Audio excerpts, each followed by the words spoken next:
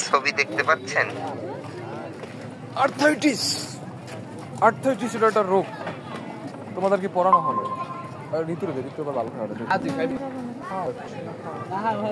আমাদের তো টাইম হ্যাঁ, লেখা কি দেখা যায়? হ্যাঁ দেখা যাচ্ছে।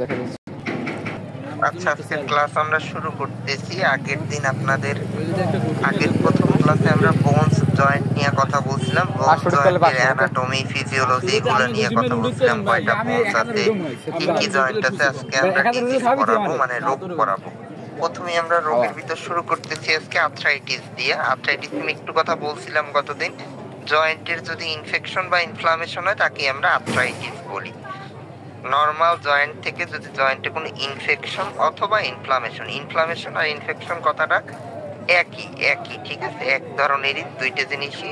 ইনফ্লামেশন বা ইনফেকশন হলে তাকে আমরা আর্থ্রাইটিস বলি। কিন্তু আর্থ্রাইটিস বাদে আরেকটা রোগ আছে আর্থ্রালজিয়া, যে জায়গায় কোনো ইনফেকশন নাই, শুধু ব্যথাকে আমরা বলবো আর্থ্রালজিয়া। আর যখন ইনফেকশন হয়ে যাবে তখন আমরা বলবো আর্থ্রাইটিস। এই দুইটা বোঝার একটু উপায় আছে। যখন শুধু ব্যথা হবে মানে আর্থ্রালজিয়া হবে, তখন অন্য কোনো সিমটম পেশেন্টের থাকবে না। আপনি যদি জয়েন্টের উপর হাত দেন, ধরেন হাঁটুর জয়েন্টে কারো ব্যথা হচ্ছে, আপনি যদি জয়েন্টের উপর হাত দেন, যদি ব্যথা থাকে শুধু হাত দিলে ওই জায়গাটা ফোলাও লাগবে না, গরমও লাগবে না, ঠিক আছে। বা আপনি চাপ দিলেও পেশেন্ট ব্যথা পাবে না, কিন্তু পেশেন্ট খালি বলবে যে তার ব্যথা। এই জিনিসটা হচ্ছে আর্থ্রালজিয়া। আর আর্থ্রাইটিস কোনটা, আপনি ধরলে পেশেন্ট ব্যথা পাবে, প্লাস এই জয়েন্টে সমস্যা, হাঁটুতে সমস্যা হলে হাঁটুতে যদি আপনি ধরেন জায়গাটা গরম পাবেন, ওয়ার্ম পাবেন, ঠিক আছে। ওয়ার্ম পাবেন মানে গরম হয়ে যাবে, প্লাস ফুলে উঠবে। এইগুলো সব থাকলে এটাকে আমরা বলি আর্থ্রাইটিস, মানে জয়েন্টে ইনফেকশন। তাহলে আমাদের মূলত জয়েন্টে ইনফেকশন বা ইনফ্লামেশন। এই জায়গায় লেখা আছে দেখেন, arthritis is general inflammation of the joint, মানে জয়েন্টে যদি কোনো ইনফেকশন হয় তাকে আমরা আর্থ্রাইটিস বলবো। আর্থ্রাইটিস হলে সাধারণত ব্যথা হবে, ফুলে উঠবে, যে কজেস পেইন মানে ব্যথা, সুয়েলিং মানে ফুলে ওঠা, স্টিফনেস মানে হচ্ছে জায়গাটা শক্ত হয়ে যাওয়া বা নাড়াতে পারে না ঠিক মতো, ঠিক আছে। আর decrease the range of motion মানে নাড়াতে পারে না, বললাম মুভমেন্ট ঠিক মতো করতে পারে না, ব্যথা পায়। এগুলো আর্থ্রাইটিসে সাধারণত হয়ে থাকে। এরপর আসেন আর্থ্রাইটিস অনেক ধরনের আছে আমাদের টাইপ। প্রথমেই আমরা বলি অস্টিওআর্থ্রাইটিস, ঠিক আছে। কমন অনেকটা টাইপ আছে, এটাকে সবই দেয়া আছে আপনাদের। অস্টিওআর্থ্রাইটিস, 2 নম্বরে রিমাটয়েড আর্থ্রাইটিস, 3 নম্বরে গাউট, 4 নম্বরে সোরিয়াটিক আর্থ্রাইটিস, 5 নম্বরে অ্যাঙ্কাইলোজিং স্পন্ডিলাইটিস। এই পাঁচটা হচ্ছে আমাদের আর্থ্রাইটিসের মেইন টাইপ, ঠিক আছে। প্রত্যেকটা আর্থ্রাইটিসই মানে তো জয়েন্টে ব্যথা, ইনফেকশন এগুলো ঠিক আছে, কিন্তু এক এক ধরনের ইনফেকশন হয়, এক ধরনের ইনফ্লামেশন হয়, এক জায়গায় হয়। এর উপর ভর করে আমরা নানাভাবে এরকম ক্লাসিফিকেশন করলাম, যে 5টা টাইপ আলাদা করে দিলাম। অস্টিওআর্থ্রাইটিস একটা ডেঞ্জার, ঠিক আছে। বড় বড় জয়েন্টে যত আর্থ্রাইটিস হয়, যেমন আমাদের হাঁটুতে, তারপরে এগুলো সব হচ্ছে অস্টিওআর্থ্রাইটিস। 2 নম্বরে রিমাটয়েড আর্থ্রাইটিস আরেকটা খারাপ জিনিস, এটা হচ্ছে ছোট ছোট জয়েন্ট হয়, হাতের আঙুলের জয়েন্ট, পায়ের আঙুলের জয়েন্ট, এইসব জয়েন্টে রিমাটয়েড আর্থ্রাইটিস বেশি হয়। 3 নম্বরে আছে গাউট, যদি ইউরিক অ্যাসিড লেভেল বেড়ে যায় তাহলে এই গাউটি আর্থ্রাইটিস হয়। তারপর সোরিয়াটিক আর্থ্রাইটিস, এটা হচ্ছে যাদের স্কিনে সোরিয়াসিস আছে তাদের এই সোরিয়াটিক আর্থ্রাইটিস। আর লাস্টে হচ্ছে অ্যাঙ্কাইলোজিং স্পন্ডিলাইটিস, মানে যাদের মেরুদণ্ডের যে হাড় আছে এগুলো যদি ইনফেকশন হয়, প্রত্যেকটাই আলাদা আলাদা, প্রত্যেকটা আমাদের আলাদা আছে। আমরা ডিটেইলস এবার পড়বো সামনে, প্রত্যেকটাই আলাদা আলাদা পড়বো। আগে একটু এতে বলে সিম্পটম আসে, যে আর্থ্রাইটিসের সব আর্থ্রাইটিস এগুলো কমন সিম্পটম, কি কি লক্ষণ হয় আগেই বলছি আমি। প্রথমেই আসি কি ব্যথা নিয়ে, ব্যথা ফুলে মানে নাড়াতে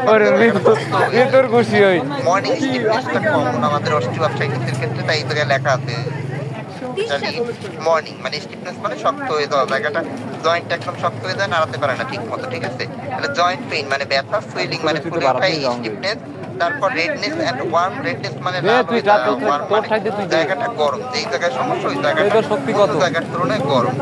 লিমিটেড মুভমেন্ট মানে সে নড়াচড়া ঠিক মতো করতে পারে না। অনেকের ডিফর্মিটি মানে বাঁকা হয়ে যায়, ঠিক আছে, বাঁকা, এটা আঙুলে কমনলি হয়, হাঁটু কিন্তু বাঁকা হওয়ার সুযোগ নেই, আঙুলে যাদের হয় এগুলো কমন সিমটম সব আর্থ্রাইটিসের ক্ষেত্রে। এরপর আসলে আর্থ্রাইটিসের কারণ কি কারণে আর্থ্রাইটিস সাধারণত হয় বা কাদের বেশি হয়? সাধারণত ওল্ডার এজ যাদের বেশি বয়স 40 প্লাস 60 প্লাস এদের ক্ষেত্রে আর্থ্রাইটিস হওয়ার ঝুঁকিটা বাড়ে। রিমাটয়েড আর্থ্রাইটিস যেটা ওটা ইয়াংদের হইতে পারে, বাট অস্টিও আর্থ্রাইটিস যে হাঁটুর ব্যথা যাদের এটা সাধারণত ওল্ড এজে বেশি হয়, 40 প্লাস বা 50 প্লাস এইসব রোগী আমরা বেশি পাই। তারপর 2 নম্বরে আছে জয়েন্ট ইনজুরি। জয়েন্ট ইনজুরি যদি আঘাত লাগে, অনেকের এই মচকাইয়ে যায় বা ভেঙে যায়, ঠিক আছে, বিভিন্ন কারণে যদি আঘাত লাগে বা খেলতে যায় আঘাত পায়, ফ্যামিলি হিস্ট্রি বলতে বুঝতে পূর্বপুরুষের, ঠিক আছে, পূর্বপুরুষের মাধ্যমে এটা আসে। এটা সাধারণত রিমাটয়েড আর্থ্রাইটিসে আসে, যদি মা বাবার থাকে বা নানা নানি দাদা দাদি থাকে ওইখান থেকে আসে, কারণ এটা একটা অটো ইমিউন ডিজিজ, ঠিক আছে, এটা নিজেই তৈরি হয়ে যায়। এরকম ডিজিজ পরেই লেখা আছে অটো ইমিউনিটি করার, বললাম অটো ইমিউনিটি ডেভেলপ করে। ধরেন অটো ইমিউনিটি বলতে অটো মানে তো অনেক সময় কোনো ইনফেকশন হইলে ইনফেকশনটা তাড়ানোর জন্য তো আমাদের বডি যে সেলগুলো এগুলো সক্রিয় হয়, মানে অটোমেটিক ঠিক করতে চায় যে ইনফেকশনটাকে মেরে ফেলতে চায়।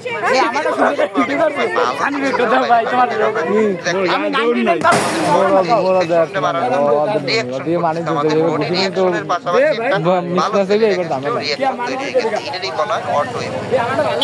এই অটো ইমিউনিটি রিমাটয়েড আর্থ্রাইটিসের ক্ষেত্রে ডিসঅর্ডার, তারপর মানে রাতে যাদের কোলেস্টেরল একটু বয়স থাকবে যে 1000 কেজি করতে পারে, আর্থ্রাইটিস কমন। ইউরিক অ্যাসিডের আর্থ্রাইটিস বলছিলাম যে কাউকে আর ইনফেকশন ওই যে সোরিয়াটিক আর্থ্রাইটিস বলছিলাম, এর আরেকটা হইছে সেপটিক আর্থ্রাইটিস, এক ধরনের দুইটাই ইনফেকশনের ফলে, মানে একটা জীবাণুর ফলে হঠাৎ কারণ নিউমোনিয়া হলো, নিউমোনিয়া থেকে জয়েন্টে ব্যথা শুরু হয়ে গেল, ঠিক আছে, এটারে বলা হয় সেপটিক আর্থ্রাইটিস।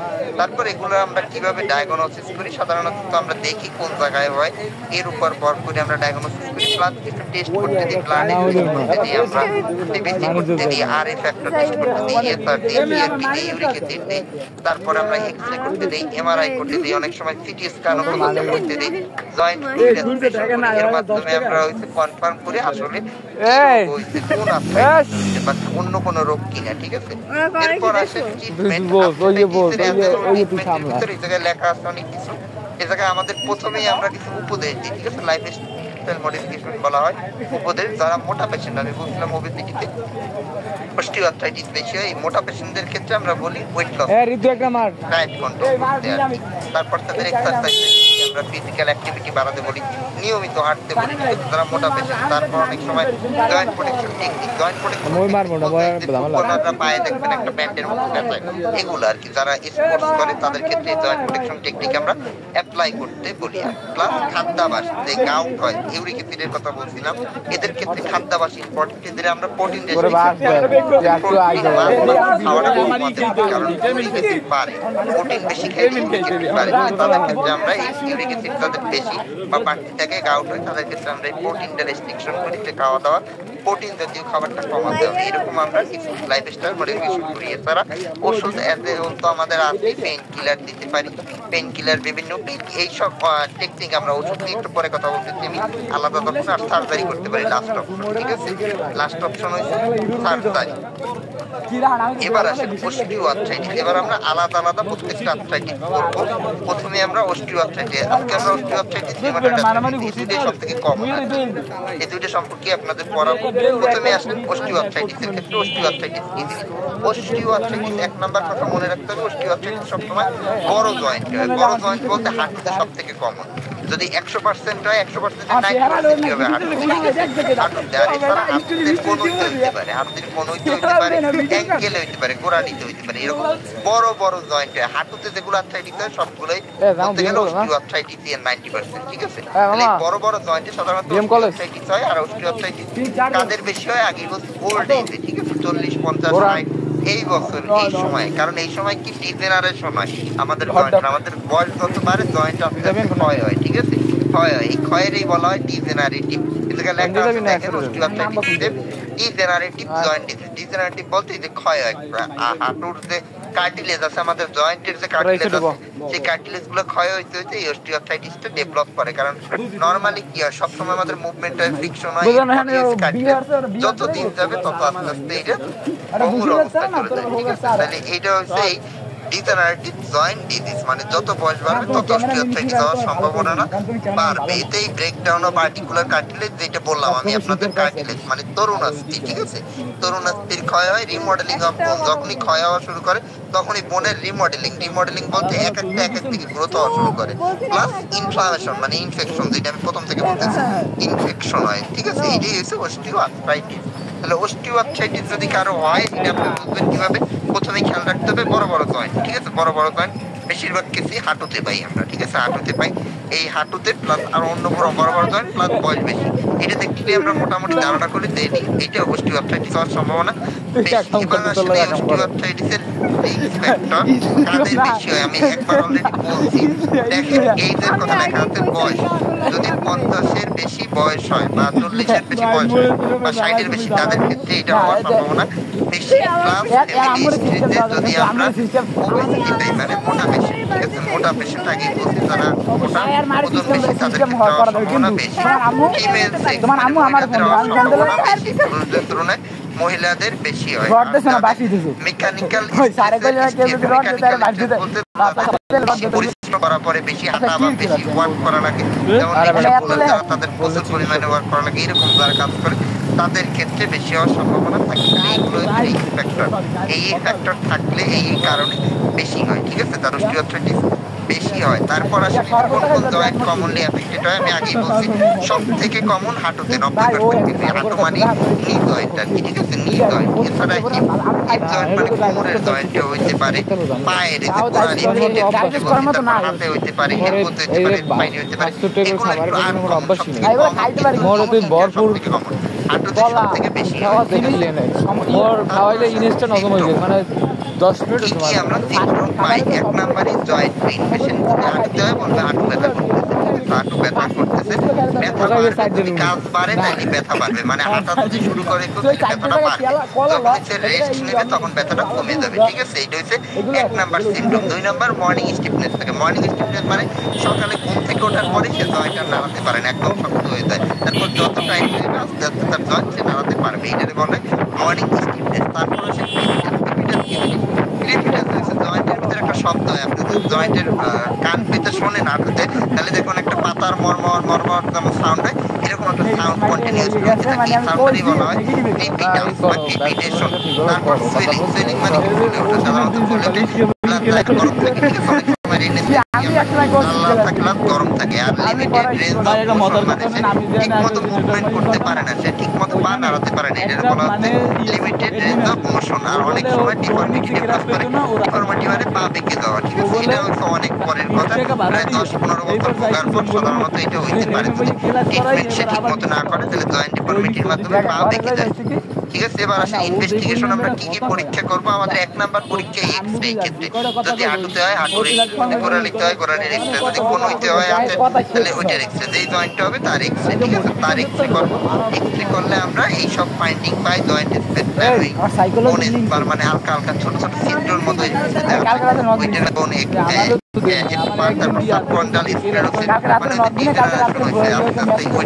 এগুলো আমরা পাই এক্স-রে। এক্স-রে বাদেও আমরা আরো কিছু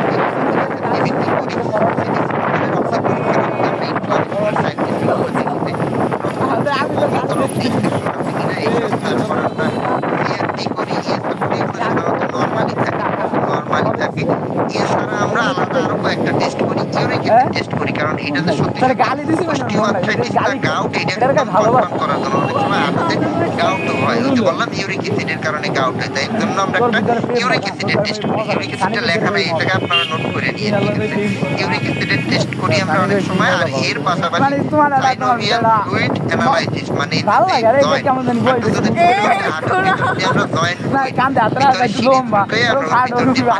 পানি বের করি, এর পরীক্ষা করি। কি কন্ডিশন এটা দেখার জন্য, ঠিক আছে?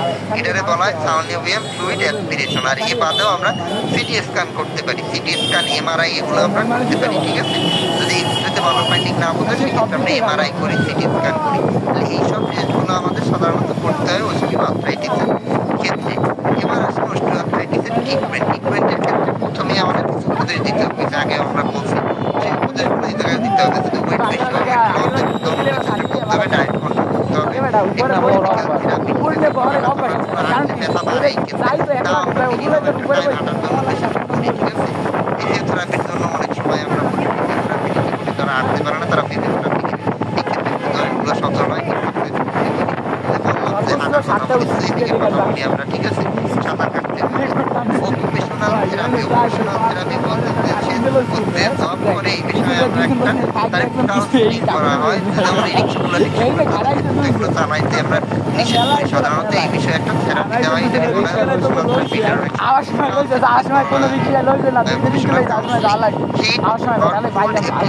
অনেক সময় আমরা এই ক্ষেত্রে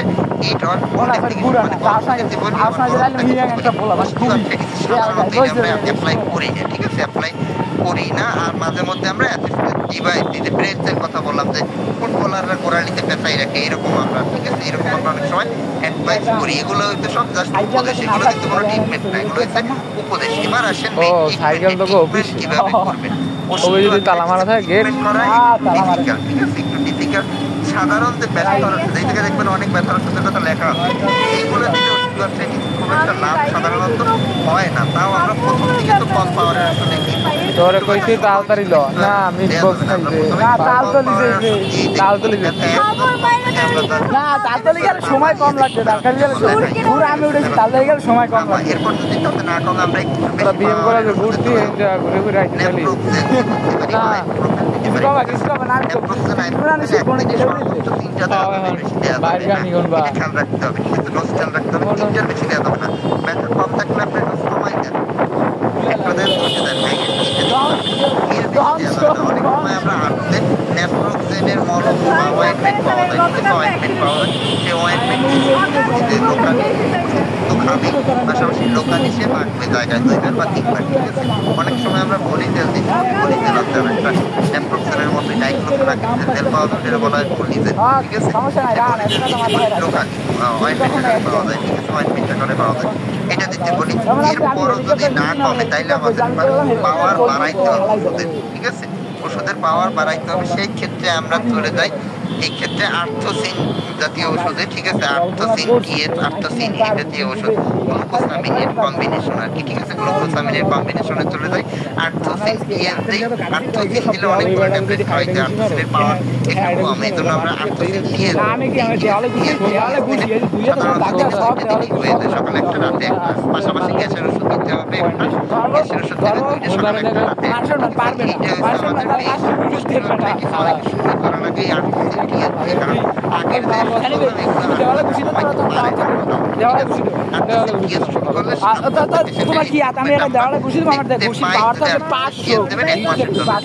প্রথমে 2টা করে একটা করে দেবেন ডোজ, তখন আর বেশি পাওয়ারটা দরকার নাই, ঠিক আছে? দরকার নাই, তখন কম পাওয়ারে চলে আসবে।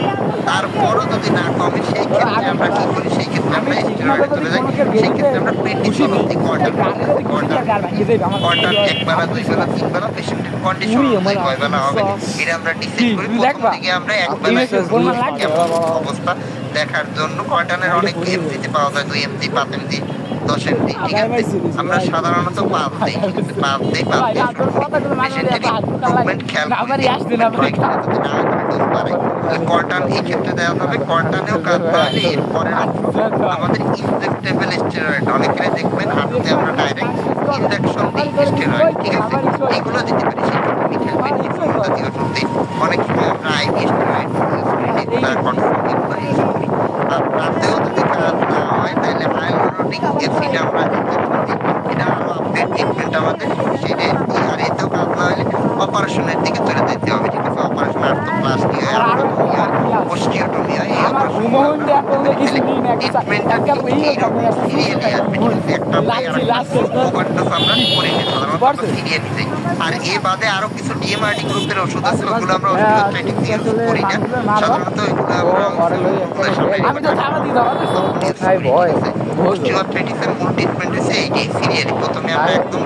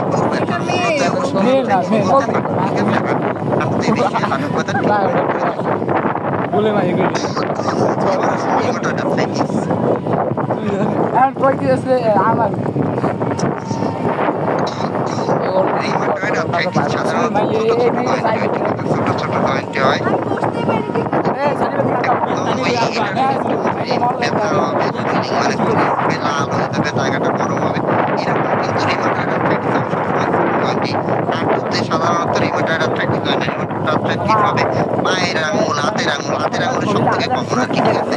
হাতের আঙুল এইসব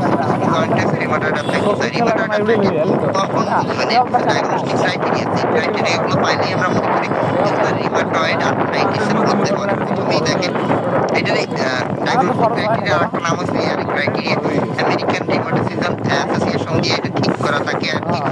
7টা ক্রাইটেরিয়া আছে। 1 নম্বর ক্রাইটেরিয়া আছে মর্নিং আগে বললাম সকালে ঘুম থেকে ওঠার পর জায়গাটা শক্ত হয়ে যাবে, সে ঠিক মতো নড়াচড়া করতে পারবে না, এটা বলা হয় মর্নিং স্টিফনেস। 2 নম্বর পয়েন্ট আর্থ্রাইটিস ক্রাইটেরিয়া মানে আমাদের এক আঙুলের ভিতরে এরকম তার মিনিমাম 3টা জয়েন্ট বা তার বেশি জয়েন্ট আর্থ্রাইটিস হতে হবে, ঠিক আছে? তারপর দেখেন arthritis of the hand joint and wrist. Hand মানে কি আমি আগে বলছি হাতের আঙুলের যে জয়েন্ট বা হাতের যে জয়েন্ট এইসব জয়েন্টে হইতে হবে 3 নম্বর ক্রাইটেরিয়া। তারপর 4 নম্বর হচ্ছে সিমেট্রিক্যাল মানে যে পেশেন্টের এই ব্যথাটা হবে 2 হাত দিয়ে একত্রে হবে, ঠিক আছে? ডান হাত বাম হাত, ডান হাতের আঙুলের জয়েন্টও হবে বাম হাতের আঙুলের জয়েন্টও হবে, যে দুইটাই হাতই হয়, এটারে বলা হয় সিমেট্রিক্যাল, ঠিক আছে? সিমেট্রিক্যাল। তারপর 5 নম্বরে রিউমাটয়েড জয়েন্ট ফুলে উঠবে, টিউমারের মতো ফুলে উঠবে, নডিউল হবে, ঠিক আছে? এটারে বলা হয় রিউমাটয়েড নডিউল।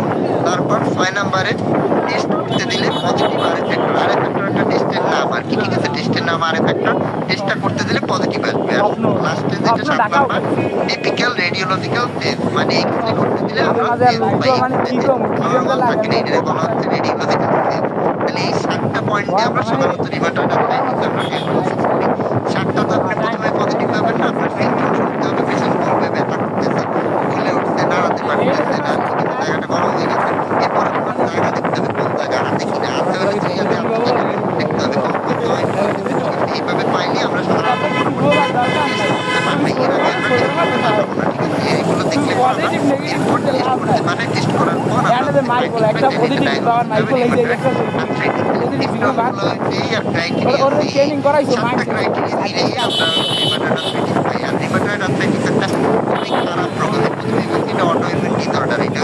নিজের ভালো সেলের সাথে রিঅ্যাক্ট করে ইনফেকশনটা, ঠিক আছে? বারবার রিঅ্যাক্ট করার ফলে এটা আস্তে আস্তে ড্যামেজ হয়ে ফলে রিউমাটয়েড আর্থ্রাইটিস যদি আপনি ট্রিটমেন্ট না করেন আপনার বডির সব কিছু আস্তে আস্তে ধরতে যাবে, সব ধরবে, আপনার ফুসফুস ধরে যাবে, আপনার হার্ট ধরবে, ঠিক আছে? সব জায়গায় আস্তে আস্তে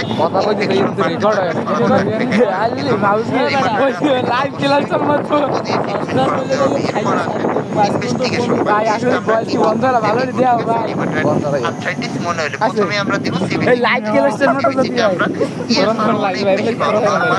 কারণ সাধারণত 20 পর্যন্ত 0 থেকে 20 পর্যন্ত নরমাল। এই রিউমাটয়েড আর্থ্রাইটিস আমরা 50, 60, 70, 100 পর্যন্ত পাইতে পারি, ঠিক আছে? অনেক বেড়ে যায় কাউন্টটা, ঠিক আছে? পাশাপাশি আমরা বয়সগুলো তো ওই জায়গায় ওঠে লাইফ কষ্ট মতো এই ক্ষেত্রে ক্ষেত্রে আমরা বেশি পাই, মানে সিআরপি পজিটিভ পাই, পজিটিভ পাই। তারপরে আমাদের রিউমাটয়েড আর্থ্রাইটিস এই আরএফ ফ্যাক্টর টেস্ট করতে দিতে হবে। আরএফ ফ্যাক্টর টেস্ট করলে রিউমাটয়েড আর্থ্রাইটিস হলে আমরা অবশ্যই পজিটিভ ফাইন্ডিং পাবো, আরএফ ফ্যাক্টর পজিটিভ পাবো। আরএফ ফ্যাক্টর পজিটিভ মানে তার রিউমাটয়েড আর্থ্রাইটিস আমরা মোটামুটি কনফার্ম হয়ে গেলাম। এছাড়াও আমরা অনেক সময় এনটিসিসিপি অ্যান্টিবডি করতে দিই, পজিটিভ আসতে পারে না আসতে পারে, এটা কোনো এনটিসিসিপি অ্যান্টিবডি আমরা মূলত করি এসএল এর জন্য, ঠিক আছে? এসএল এর থেকে এসএল আরেকটা অ্যান্টিবডি আপাতত আপনাদের লাগবে তো হাই লেভেলে, তাহলে এনটিসিসিপি অ্যান্টিবডি অফারটা করতে দিই।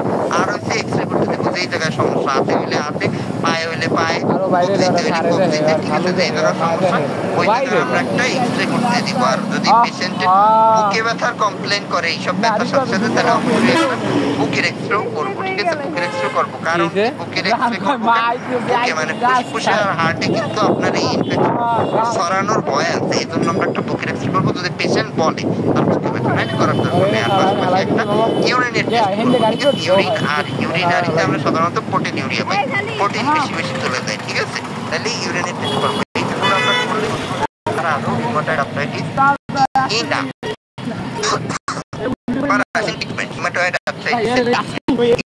আগেরটার সাথে মিল আছে, কিন্তু এই ক্ষেত্রে আমরা আরো অ্যাডভান্স লেভেলের কিছু ড্রাগ দিয়ে থাকি, ঠিক আছে? অ্যাডভান্স লেভেলের কিছু ড্রাগ দিয়ে থাকি। আগে শুনেন, এই জায়গায় পুরোটা লেখা নাই, এটা শুনে পরে নোট করে নিন। প্রথমেই আমরা একদম কম পাওয়ার দিয়ে শুরু করবো, যেহেতু হাতের আঙুল তিন চারটা জয়েন্ট, তিনটে জয়েন্টে সাধারণত শুরু হয়, তো এতে বেশি মানে একটা আঙুলে দেখা যায় শুরু হয়। পেশেন্টের শুরুতেই অত ব্যথা থাকে না, তাহলে আমরা একদম প্রথমেই যদি ডায়াগনোসিস করতে পারি বা পেশেন্ট আসে একদম কম পাওয়ার দিয়ে সাধারণত শুরু করি, আমরা বলি আরেকটা নাম নাই জায়গা মানে দেয়া জানি নাই। এখন হন বিষয়টা হলো তোরা কাজ শুরু কর কালকে সকালে, আমি বিকেলে আইতেছি, সকালে আমি বিকেলে আইতেছি, বুঝলি? ক্লাস কি শেষ? রান তো তার পরীক্ষা না, পরীক্ষা না যদি আমার কলেজে হইছি একটা সাবজেক্ট এক কম পাইলি তোরা সেকেন্ড ইয়ার ওটা লাগবে না বলে ওই না হুজুর বলে কই দিয়েছে যে ইসে হইলে আর ইয়ার ইসে মানে এইচএসসি যেতে দেবে না, বুঝলি? তো মোয়া কমতে ফোন টোন গাছে তুলি মুজুর জানি না কবে কি পরীক্ষা আসলে ঢাকা মানে মিথ্যে কথা ও ট্রেনিং দেওয়ার ই করিস ওটা করিস, আমি মিথ্যে কথা বলি না। যত জীবন বাঁচাই না খরচ, তাই জীবন বাঁচাই তোর জীবন বাঁচাই না কোনটা হালার বালা পরীক্ষা দেওয়ার সুযোগ আছে, তুই হারা বছর না করিয়ে পরীক্ষার আগের রাইতে কবি আল্লাহ আমার পাস করাই যাও, আল্লাহ তুমি যে আল্লাহ খেয়েছে না তোমার লইয়া সারা বছর বই আরও যাও না, বই কি জিনিস বইও দেখো না, কষ্ট আমি সারা বছর আমার এপ্রিল আস পাইছি